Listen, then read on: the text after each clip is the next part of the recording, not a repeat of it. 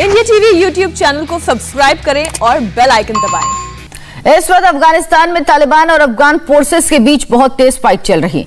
जगह जगह दोनों एक दूसरे के आमने सामने हैं। भारत लगातार शांति की अपील कर रहा, दोनों पक्षों से बातचीत से समस्या का हल निकालने की बात कर रहा, लेकिन पाकिस्तान की शय पर तालिबान खून बहा रहा और अब चीन भी अफगानिस्तान में अपनी दाल गलाने की चालें चल रहा।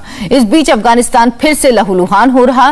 ग्राउंड जीरो पर जहां गोली बम चल रहे हैं, इंडिया टीवी के डिफेंस एडिटर मनीष प्रसाद वहां मौजूद हैं। उनकी भेजी रिपोर्ट देखिए, अफगानिस्तान के हालात को समझने में मदद मिलेगी।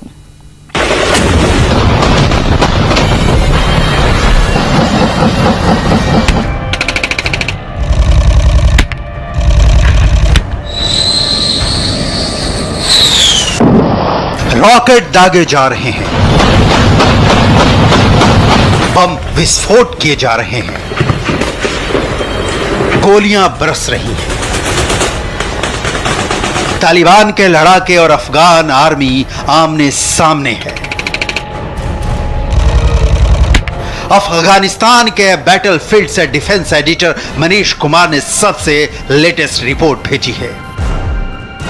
पहले वो देखिए, फिर अफगानिस्तान में पाकिस्तान और चीन का खेल और इंडिया के टेक को समझने की कोशिश करेंगे। 100 से ज्यादा की संख्या में इस समय आईडीज को रिकवर अलग अलग लोकेशंस पर किया जा रहा है। खासतौर पे जिस तरह का इम्पैक्ट अलग अलग लोकेशंस में दिख रहा है, यानी अफगानिस्तान के नॉर्थ और साउथ पर, इसी रणनीति के साथ तालिबान ये कोशिश कर रहा था कि नॉर्थ और साउथ से वो प्रेशर बिल्डअप करे और फिर उसके बाद इसका इम्पैक्ट सीधा अफगानिस्तान पर यानी काबुल तक दिखे। लेकिन हुआ बिल्कुल उल्टा, क्योंकि अफगान सिक्योरिटी फोर्सेस ने ना ही केवल तालिबानियों को जवाब दिया, बल्कि इसके साथ साथ पाकिस्तान की ये तालिबानी साजिश को नाकाम करने के लिए जो अलग अलग प्रोविंसेस के गवर्नर्स हैं, जो वहां के लीडर्स हैं, वो भी सामने आए और उन्होंने खुद हथियार थामकर तालिबान को पीछे धकेला है। अफगानिस्तान में 460 डिस्ट्रिक्ट्स हैं। पहले तालिबान के कब्जे में 73 डिस्ट्रिक्ट्स थे, लेकिन अब तालिबान का दावा है कि 194 से ज्यादा डिस्ट्रिक्ट्स में तालिबान की सरकार है। लेकिन इस दावे के उल्टा अफगान फोर्सेस ने हालिया लड़ाई में 200 से ज्यादा तालिबानियों को ढेर कर दिया है। इस समय नाटो फोर्सेस तो चली गई हैं, यानी यूएस जहां से जा चुका है, लेकिन उसके बावजूद भी सिक्योरिटी मेजर्स को अपनाते हुए एयर स्ट्रिप्स की सुरक्षा और खासतौर पे पिन पॉइंट ऑपरेशन के तौर पर इस समय यूएस चाहे अपने चिनूक और ब्लैक हॉक हेलीकॉप्टर के जरिए ऑपरेशंस को अंजाम दे रही है। ठीक सामने इस समय जो यूएस एयरफोर्स का चिनूक है, डबल राउटर हेलीकॉप्टर, ये इस पूरे एरिया को सिक्योर कर रहा है। हम आपको ये भी बता दें कि दरअसल काबुल स्ट्रेटेजिकली बहुत ज्यादा महत्वपूर्ण है। केवल काबुल ही नहीं, बल्कि उसके अलावा जो मेन शहर हैं अफगानिस्तान के, उन सभी एरियाज को सिक्योर करने के लिए सिक्योरिटी बबल तैयार किया गया है, जिसमें अगर कहीं से भी तालिबान घुसने की कोशिश करता है तो उसे धकेलने की पूरी क्षमता इस समय अफगान सिक्योरिटी फोर्सेस और यूएस आर्मी के उस कंटिंजेंट के पास है जो कि यहां पर इस समय मौजूद है। हालांकि औपचारिक तौर पर यूएस जरूर जा चुका है, लेकिन उसके बावजूद भी एक सिक्योरिटी बबल फॉर्म करते हुए यूएस आर्मी एयरफोर्स इस समय यहां पर मौजूद है। अमेरिकी सेना की अफगानिस्तान से वापसी ने तालिबानियों को जैसे नया मौका दे दिया है। एक तरफ टॉक टेबल पर बैठते हैं और दूसरी ओर बारूद बिछाते हैं, बम चलाते हैं। बच्चे, बूढ़े, महिलाएं, इन्हें अफगानिस्तान की जनता से कोई सरोकार नहीं। इन्हें बस हुकूमत चाहिए। You know, it would have been very hard for us to take 194 districts just in 8 weeks. No Afghan wants a civil war, including me.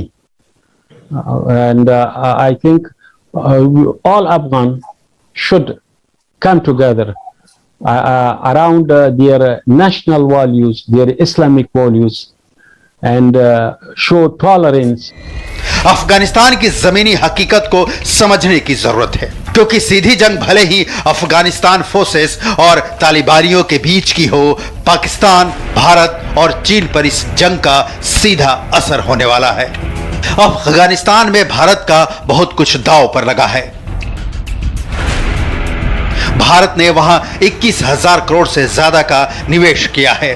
Bharat सरकार 400 बड़ी बड़ी परियोजनाएं चला रही है। पाकिस्तान और चीन को भारत का ये रुख फूटी आंखों नहीं सुहाता। वैसे भी पाकिस्तान के वजीर आजम इमरान खान के लिए तालिबान सभ्य लोग हैं। असल में इस वक्त अफगानिस्तान की जो हालत है उसके लिए सिर्फ और सिर्फ पाकिस्तान जिम्मेदार है। पाकिस्तान के शह पर तालिबान के लड़ाके अफगानिस्तान में खून खराबा करते हैं, सत्ता हथियाने की कोशिश कर रहे हैं। पाकिस्तान के वजीर आजम इमरान खान का ये ताजा बयान सुन लीजिए, इसकी मुकम्मल तस्दीक हो जाएगी। People like me who kept saying that there's no military solution, who know the history of Afghanistan, people like me were called anti-American. I was called Taliban Khan. There are camps of 500,000 people. There are camps of 100,000 people. And Taliban are not some military outfit. They are normal civilians. And if there are some civilians in these camps, how is Pakistan supposed to hunt these people down? How can you call them sanctuaries? Pakistan के मंसूबे अफगानिस्तान की सरकार भी जानती है और तालिबानियों के साथ जंग में दो हाथ करने वाले अफगान मिलिट्री फोर्सेस के टॉप कमांडर भी। अफगान फोर्सेस के सीनियर ऑफिशियल्स के मुताबिक पाकिस्तान लगातार बैकडोर सपोर्ट तालिबान को कर रहा है, जिसकी वजह से स्पिन बोल्डाक का एरिया यानी कांधार का पूरा प्रोविंस और हेरात में लगातार तालिबान और अफगान स्पेशल फोर्सेस के बीच जो इस समय एनकाउंटर है वो लगातार हो रहा है। खासतौर पे इस पूरे एरिया को डोमिनेट करने के लिए अफगान स्पेशल फोर्सेस और अफगान पुलिस ये जहां मुस्तैदी से काम कर रही है, तो वहीं जो सीनियर गवर्नर्स हैं इन प्रोविंसेस के डिस्ट्रिक्ट के वो भी आगे आए हैं और खुद कमान संभालते हुए वो तालिबानियों को जवाब दे रहे हैं। इमरान खान ने तालिबान को सब सिविलियंस बताया तो चीन इससे भी 2 कदम आगे बढ़ गया। चीन ने तालिबान के सबसे बड़े कमांडर्स को विजिट बुला लिया और तालिबानी नेताओं को किसी देश के चुने हुए नेताओं की तरह तवज्जो दी। असल में तालिबान के दूसरे सबसे बड़े नेता मुल्ला अब्दुल गनी बरादर के नेतृत्व में एक डेलीगेशन चीन पहुंचा है। नमस्ते, मैं हूं मीनाक्षी जोशी। वीडियो और खबरों से अपडेट रहने के लिए India TV YouTube channel subscribe करें, बेल आइकन दबाना ना भूलें। जुड़े रहें इंडिया टीवी के साथ।